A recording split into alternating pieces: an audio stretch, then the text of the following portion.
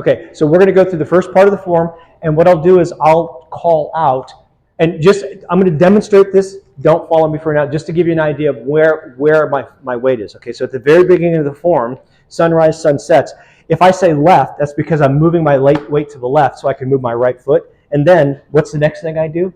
I step up onto my right foot, which means right.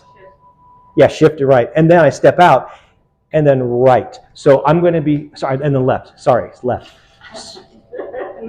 I'm usually better when I'm actually doing it, but we'll see. I've always have trouble with right and left anyway. And then when I was 18, I started teaching classes at a community college. So to your right. So I reinforced the left hand in saying right because I was giving opposite direction right. And so if there was ever exact stage. So if there was ever a chance of me getting right and left correct, never. Okay, so let's go ahead and get warmed up, get into Witchy.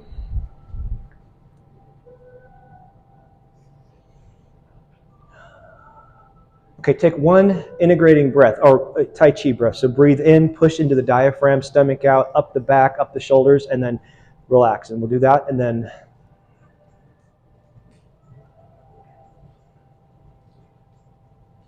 Okay, now here we go. So the sun rises.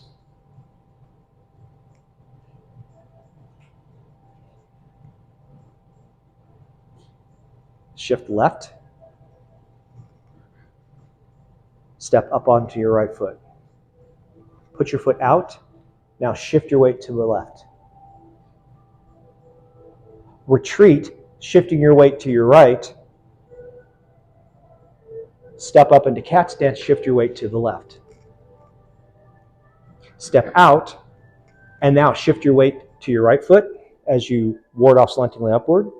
Pull back and shift your weight to your left foot. Press as your weight moves to your front right foot. Clear, and then come back to your left foot. And we go into pushing palms, and the weight sort of goes to the right foot approximately. Now, retreat, hands cross the sky, weights on the left foot. Now push weight up onto the right foot. We're ready to now go into single whip. Teabag out over the sink. Step, hand clears. Now, I'm setting my right foot down. I'm pushing with my right foot to push my left hand forward. My weight's more balanced though. Retreat, weights on the right foot. Grab an incoming arm that was coming towards your center. Set that left foot down. Push up into the left foot. Grab, lift. You're on your left foot. You're still on your left foot. Grab the wrist, grab the elbow, push through, step between their leg. Weights balanced. Push with your shoulder. Rotate your foot. Your weight's now on your right foot. Push up onto your right foot. Cat stance. Stork spreads its wings. Rotate your body. Cut down a wall, that is the side of your body. Hands come up. Cut over. Step out. Weight still hasn't transferred. Now press, and as you press and brush knee, your weight transfers. Step up. Weight's on the left foot. Step. Grab a wrist. Grab an elbow. Play a lute. And as you play a lute, you kick with your left foot, so therefore your weight's on your right foot. Step out. Shift your weight to middle, over your middle, and then onto your left foot. Pull back, retreat. Your weight's on your right foot. Step up, your weight's on your left foot. I'm going to move over here a little bit. All right. Step out, brush knee. Come to think of it, now I'm off the camera, but hopefully the rest of you will show what's going on. Step up, brush knee. Okay, we're going to step up onto the left foot, grab the wrist, break the elbow, and kick, play the lute. One more brush knee, so right's on the right, and I go to the left foot as I brush. And then pull back, grab, and as I step up onto the left foot, I step and punch, press through. My weight's now on my right foot as I cut. This is a cut. And then I punch with my weight mostly balanced. Clear. So someone's got your wrist. Clear. Close. And then as you come back, the right hand moves, the left hand stays in place. This is another break. And then you come down, cross hands, break. All right? Questions or comments about that?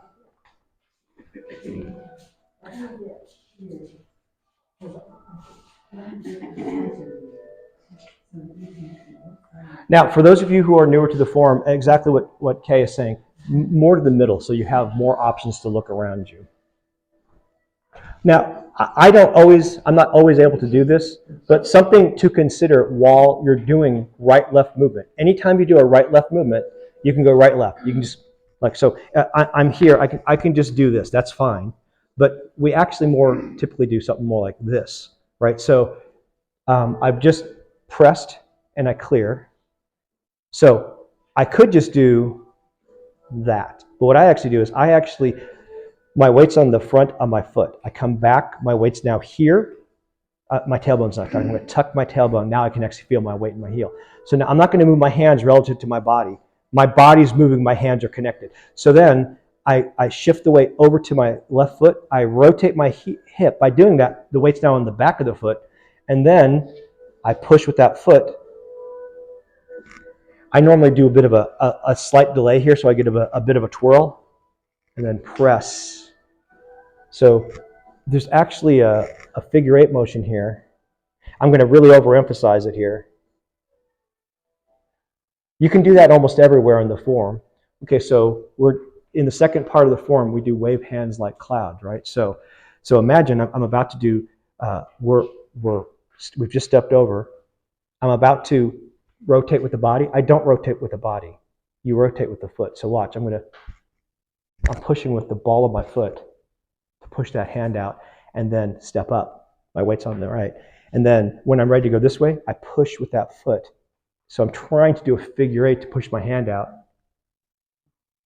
So notice, if you don't move, it's very easy to do wave hands like cloud in a figure 8.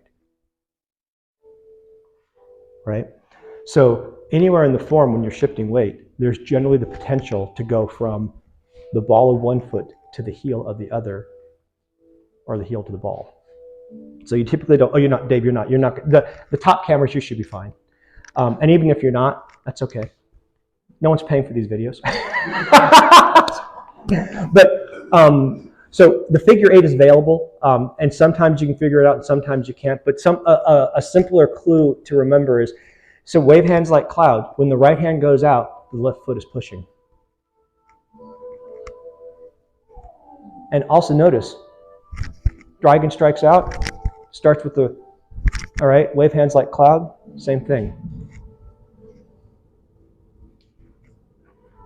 All right, and finally, and we're going to do the form again one more time. Finally, remember, legs lead, arms after. Legs lead, arm after. So if we go back into the grass sparrow's tail sequence, let's see.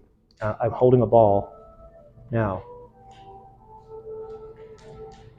Watch this. The hands haven't started now. As I start to go forward, that's when I start to move the hands. And then I pull back. Notice the hands aren't moving. I'm going to grab. I rotate. My weight comes back. But I don't start moving my hands until effectively my hips and my shoulders are aligned.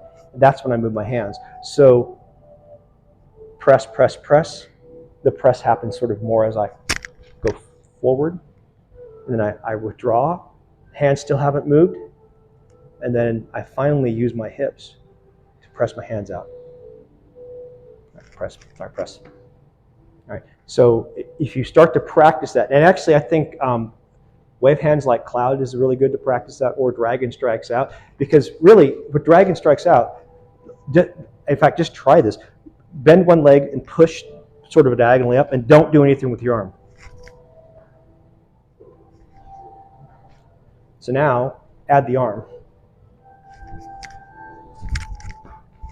Ragdoll. That's kind of what we're doing. And the reason that's powerful is the end of the whip is where the thing that makes the whip is not the end, it's the retraction. Because that's the rapid speed change that gets you the sonic boom that does the pain.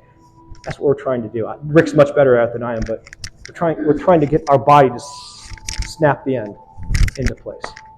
All right. So starts with the feet, ends with the hands. We'll do the first part of the form again. I'll do it now without any calling, and let's see if we can make it take like 5 minutes. So let's go what would be a really slow pace on the first part. So we'll see if we can make it last. Not slow, like just slow, but not slow. Oh, actually, yeah, no, come on, actually, come into the middle so you can see a little bit better. Really, it's if you don't want to, that's fine, but you have more visuals to see what's going on. Or so at least make sure that Kay's a little advanced so that you can see what she's doing. That's good. Okay. Okay, here we go. Wu Chi. Feet parallel, knees bent, tailbone tucked. Second bow, pull the fontanelle up. Shoulders relaxed, arms sort of in front of you.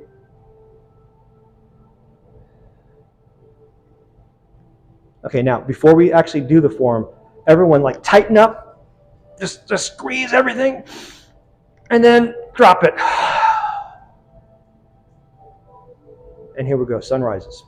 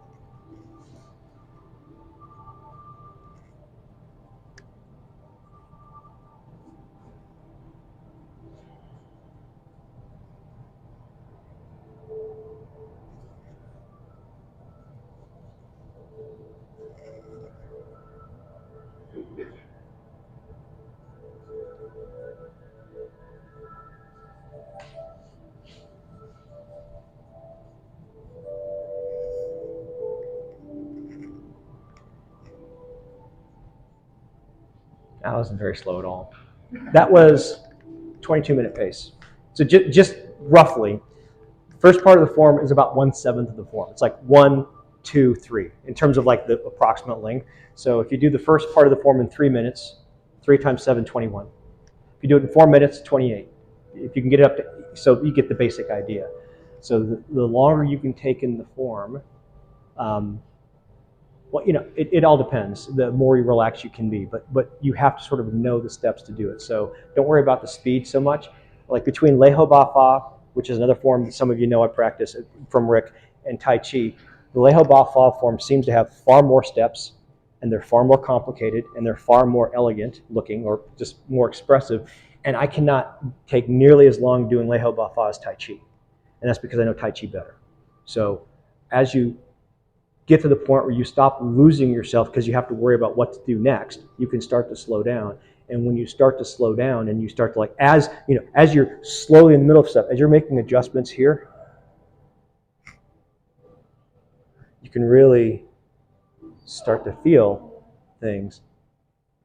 And slowly over time, you might get to the point where you can actually be in good form 5% of the form. Who knows, right? Have your tailbone tucked 5% of the time. That'd be awesome, right?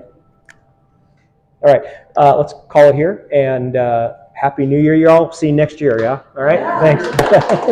Thanks. Hey, sweetie.